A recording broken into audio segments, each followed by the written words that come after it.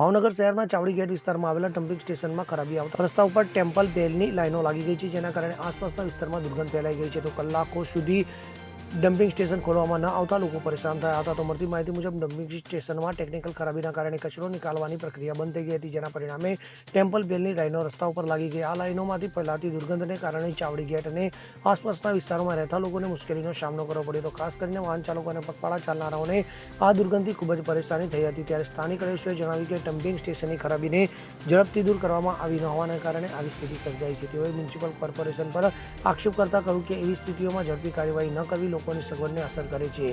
Municipal કોર્પોરેશનના અધિકારીઓએ જણાવ્યું કે ખરાબીને દૂર કરવા માટે ટેકનિશિયનોને બોલાવવામાં આવે છે અને ટેમ્પલ બેલ નિકાલવાની પ્રક્રિયા શીઘ્ર શરૂ થશે. તો આ ઘટનાએ શહેરની સફાઈ વ્યવસ્થા અને તેની ટેકનિકલ તૈયારી પર સવાલ ઉઠાવ્યા છે. તો લોકો આશા વ્યક્ત કરી રહ્યા છે કે આવી ઘટનાઓ ભવિષ્યમાં ન બને અને ડમ્પિંગ સ્ટેશનની મજબૂતી અને ઝડપી કાર્યવાહીની વ્યવસ્થા કરવામાં આવે. Bureau report CN24 news.